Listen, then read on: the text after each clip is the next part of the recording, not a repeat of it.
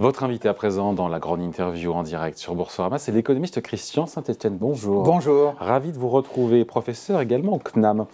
Il y a ce chiffre qu'on a eu, cette étude de Business France, qui montre que les investissements étrangers sont en hausse de 7% en France en 2022. On se réjouit, 1725 projets d'investissement, avec quasiment 60 000 emplois qui ont été créés ou maintenus. C'est une bonne nouvelle, mais ça prouve qu'une politique économique et fiscale qui est stable, des baisses d'impôts, des aides aux entreprises, ça porte ses fruits. Alors ça porte ses fruits, c'est très positif.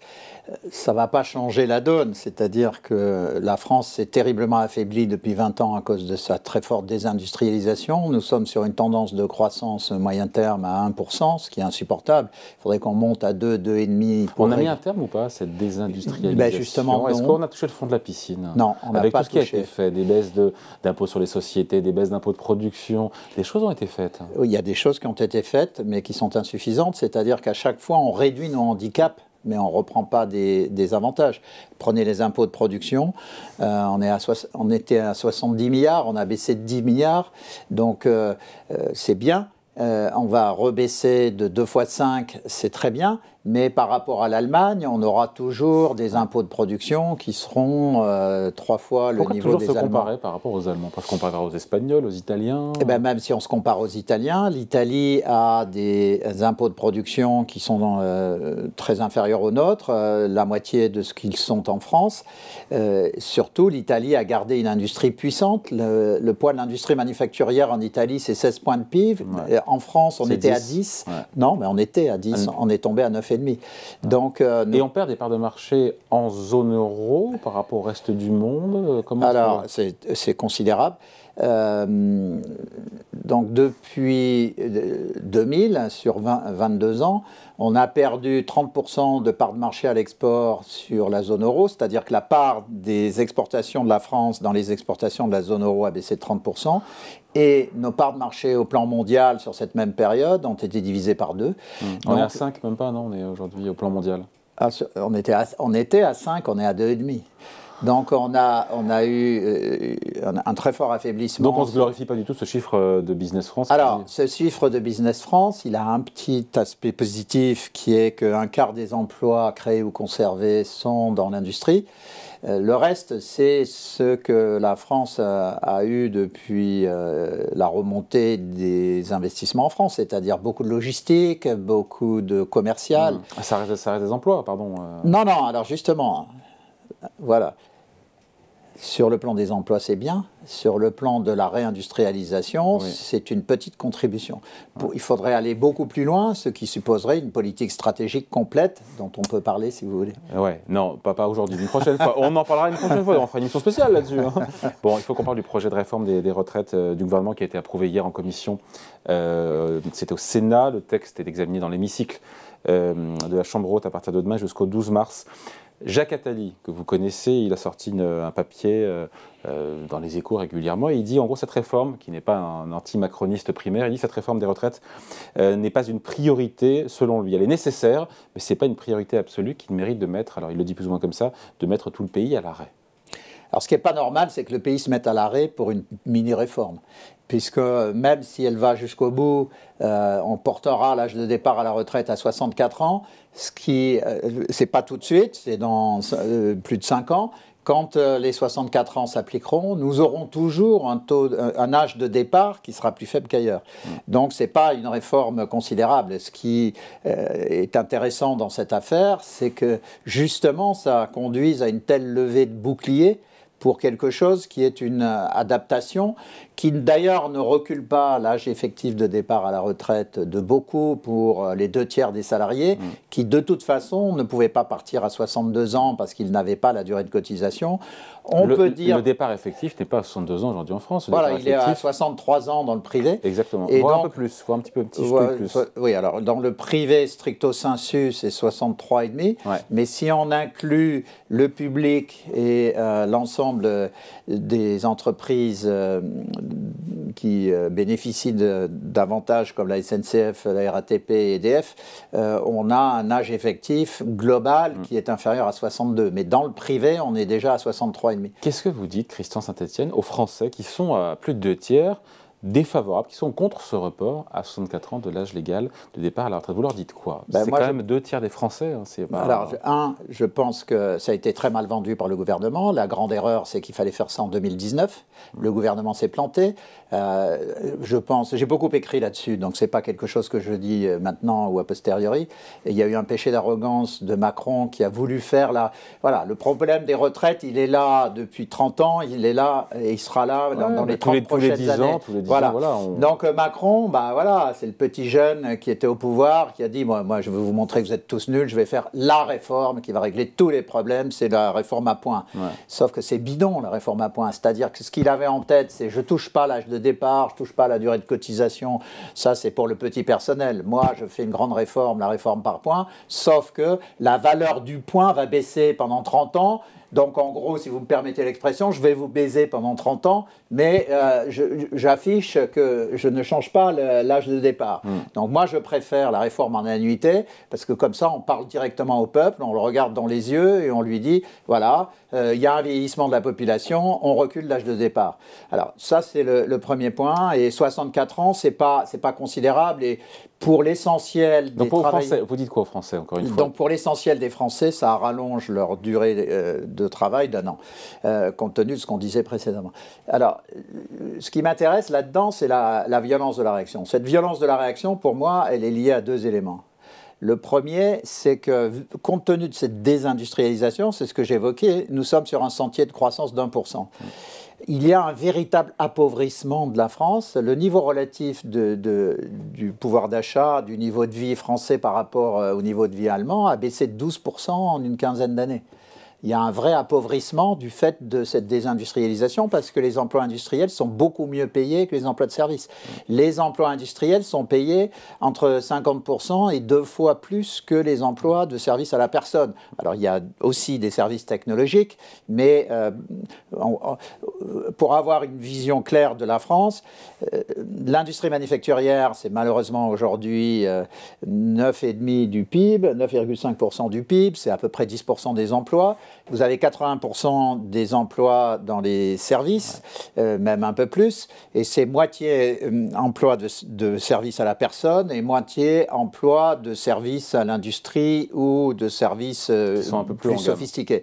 Voilà. Mais pour les 40% de la population active qui est dans les emplois de service à la personne, si vous basculez dans l'industrie, vous avez votre salaire qui augmente de moitié ou qui double.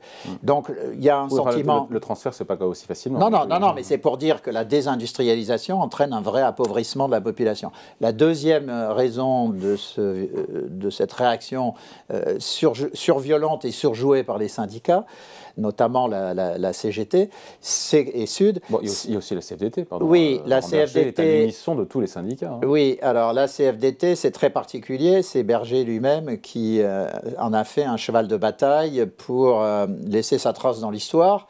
Ce n'est pas conforme à l'histoire du syndicat parce qu'il y a un véritable vieillissement de la population. En réalité, quand vous descendez dans la rue, je regarde les Français droit dans les yeux, je leur dis simplement, quand vous descendez dans la rue contre la réforme des retraites, vous manifestez en fait contre le vieillissement de la population. D'ailleurs, on pourrait tous descendre dans la rue pour dire le vieillissement de la population, c'est quand même dégueulasse, c'est pas bien, on devrait tous rester jeunes. Le problème, c'est que la population vieillit et qu'il faut avoir un chiffre à l'esprit. Aujourd'hui, un actif porte 1,6... il faut 1,6 actifs pour porter un retraité. Mais les 1,6 actifs, aujourd'hui, bientôt 1,4 actifs pour porter un retraité, ils portent un jeune. C'est-à-dire qu'un actif, aujourd'hui, il va porter 2 personnes et demie sur ses épaules. Donc, le recul de l'âge de départ, c'est clé. L'autre élément qui m'inquiète sur cette réforme des retraites, c'est qu'on ne donne pas la vraie raison. Qui est noble, c'est de faire en sorte d'augmenter la création de richesse en France. Parce que si... C'est pas juste pour équilibrer les comptes. On nous dit qu'il y a 13 milliards d'euros de déficit en horizon 2030, qui vient d'ailleurs, m'a rappelé le patron de la CFE-CGC, syndicat des cadres, m'a dit mais c'est pas une question de dépenses de retraite, c'est une question de recettes. À force de faire des baisses de cotisations pour favoriser l'emploi, on a réduit les recettes de cotisation pour financer le système de retraite. Alors, on a réduit uniquement au niveau du SMIC les cotisations retraite, mais c'était parce que le coût du travail est insupportable en France, parce que nous avons le record du monde de la protection sociale. Bien sûr, mais on le paye indirectement. Voilà, on le paye avec un taux d'emploi qui est plus faible. Donc, on a essayé de limiter les conséquences de ça en réduisant le poids des cotisations sociales au niveau du SMIC. Un trou dans le système des retraites. Oui, mais ce n'est pas le problème essentiel. Le problème essentiel, c'est l'arrivée massive des cohortes de baby-boomers à la retraite. Ouais. Et surtout, alors on dit que cette réforme est contre les femmes, mais en réalité, les femmes aujourd'hui travaillent très très largement comme les hommes. Et les femmes, et ce n'est pas une critique, c'est très très bien que les femmes travaillent, les femmes arrivent, grâce au fait qu'elles travaillent, avec des niveaux de salaire de référence qui se rapprochent de celui des hommes, donc des pensions de retraite. Il y a toujours un écart de 20 points, de 20%. Oui, mais avant c'était 40 ou 50% d'écart. Ouais. Donc les pensions versées aux femmes augmentent à mesure des carrières qu'elles ont. Il faut quand même rappeler que dans la banque aujourd'hui, 60% des cadres bancaires sont des femmes. Notamment, c'est le cas dans les banques populaires. C'est peut-être pas le cas dans l'ensemble de l'industrie, mais on a une féminisation des emplois correctement payés. Et donc, ça se traduit en augmentation des pensions de retraite. Donc, ça joue aussi dans le trou de le trou, mais boucher le trou du système des retraites, qui est en déficit de 13 milliards d'euros horizon 2030, si encore une fois tous les paramètres sont respectés, ce qui n'est pas sûr non plus, parce qu'il faudra qu'on ait un taux de chômage à 4,5% et on n'y est pas. Pour boucher ces 13 milliards d'euros, encore une fois, lundi, il y avait François Aumery, le président du syndicat de la CFE-CGC, qui me disait, mais on pourrait aussi remettre de l'ordre dans les aides aux entreprises. Je ne sais plus, il m'a dit 150 milliards d'euros. Voilà, on pourrait trouver de l'argent. Et derrière, la question, c'est de se dire, pourquoi est-ce qu'on ne mettrait pas un peu à contribution un peu tout le monde, et pas seulement les salariés, en leur demandant de travailler plus longtemps? Pourquoi est-ce qu'on n'augmenterait pas une CSG sur le patrimoine, un amendement déposé par les sénateurs centristes? Voilà, est-ce qu'il n'y a pas d'autres solutions aussi pour boucher le trou du système, plutôt que de demander à tout le monde de travailler plus?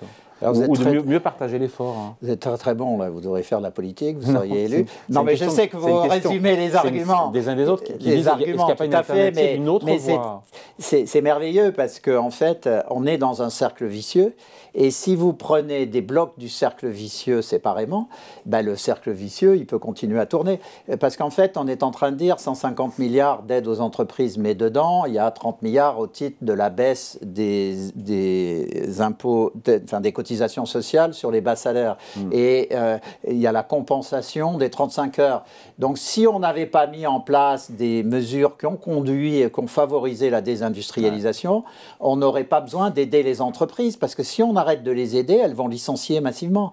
Donc, si on a mis en place ces aides aux entreprises, c'est parce qu'avant, on avait mis en place des politiques comme les 35 heures payées 39, comme une politique anti-industrie, comme l'ensemble des mesures qu'on a pu prendre qui rendent aujourd'hui la construction de nouvelles usines extrêmement difficile, parce que tout le monde, il y a eu un changement depuis 4-5 ans sur la vision qu'on a de l'industrie.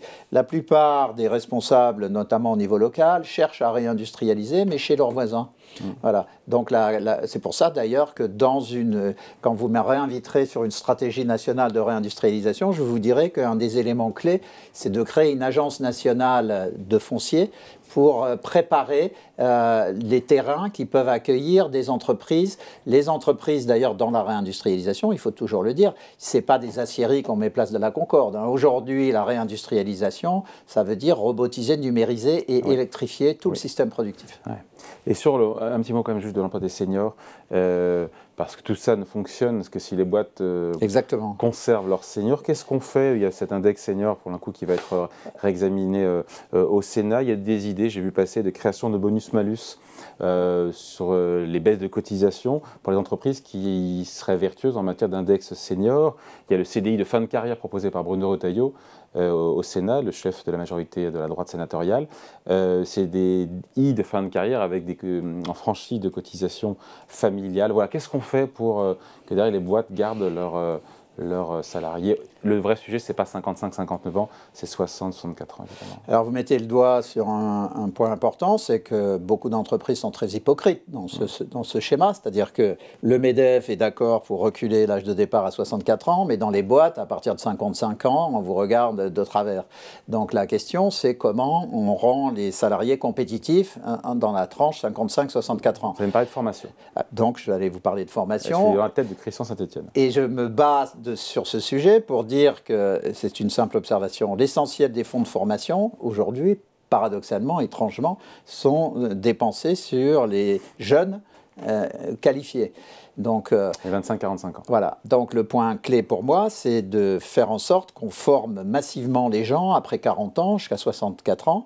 Et donc, je propose une mesure simple, mnémotechnique, on peut en discuter indéfiniment, qui est de dire 40% des fonds de formation sur les plus de 40 ans, pour qu'ils restent formés jusqu'à 64 ans, parce que c'est trop facile. Si vous ne formez pas les gens après 40 ans, c'est trop facile de dire à 55 ans qu'ils sont plus efficaces. Si on met en place cette politique de formation... Donc ce n'est pas des baisses de cotisation que vous appelez de vos voeux, comme la CPME ou non, il faut arrêter avec ça. Je pense que ce qui est clé... Alors le CDI, le CDI senior, ce n'est pas idiot. Si après 60 ans, on baisse, on enlève les cotisations famille, c'est pas idiot, mais il ne faut pas aller au-delà. Le point central, c'est effectivement la formation. Il y a un autre élément quand même, c'est de réfléchir un peu à la japonaise sur le thème après 55 ans, il faudrait que les salaires des plus de 55 ans progressent peut-être moins vite que les salaires des moins de 55 ans, de telle sorte que c'est une deuxième raison pour les virer. Un, on dit qu'ils ne sont pas formés parce qu'on ne les forme plus, et deux, parce qu'ils coûtent trop cher. Vous savez qu'au Japon, après 55 ans, vous avez des salaires qui augmentent beaucoup moins que les moins de 55 ans, ce qui fait qu'on les garde après. Ce que je proposerai également, c'est qu'on facilite beaucoup le cumul emploi-retraite. On a fait quelques mesurettes dans cette direction, mais moi, je proposerais d'aller sans limite sur le cumul emploi-retraite, c'est-à-dire de permettre aux gens qui n'auraient pas leur durée de cotisation de partir, par exemple, à partir de 62 ans, avec une pension de retraite qui serait calculée, évidemment, pour tenir compte de la moindre cotisation, mais en leur disant, si vous reprenez un autre emploi, vous n'avez aucune limite dessus, et de telle sorte, et je rajouterais même, ce qui a été supprimé sous Hollande, c'est que le nouvel emploi que vous prendriez créerait de nouveaux droits à retraite, alors que ça a été supprimé. Bon voilà, c'est lui qui doit faire de la politique, hein, c'est pas moi. Hein. Je rappelle votre livre qui vient de sortir, Le conflit sino-américain pour la domination du monde, l'Europe et la France dans le nouvel ordre mondial.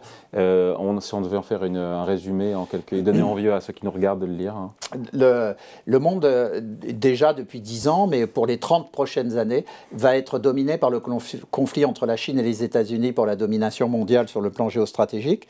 Mais ce qui est très intéressant, c'est qu'entre ces deux pays, vous avez aussi un conflit pour la domination de la sphère numérique. Donc ce double conflit est en train de totalement structurer le monde. Il va le structurer pour les 30 prochaines années. L'Europe n'a pas pris la mesure de cette mutation et la France est très en retard dans son adaptation sur cette mutation. C'est pour ça d'ailleurs que je pense que si on recule l'âge de départ et qu'on fasse un effort de formation considérable, je pense qu'il faut très fortement accentuer les formations sur le numérique, notamment sur l'intelligence artificielle. Il faut relancer la formation sur les mathématiques en France. On n'est pas obligé de faire des équations au 42e degré pour faire du codage. Donc, on peut faire du codage après 50 ans. Donc, il y a toute une politique de formation qui doit être mise en œuvre pour que la population active française puisse profiter de cette révolution de l'informatique et du numérique. Saint-Etienne. Christian Saint-Etienne, donc l'économiste, professeur au CNAM, invité de la grande interview en direct sur Boursorama. À voir et revoir en replay à 14h. Merci. Merci.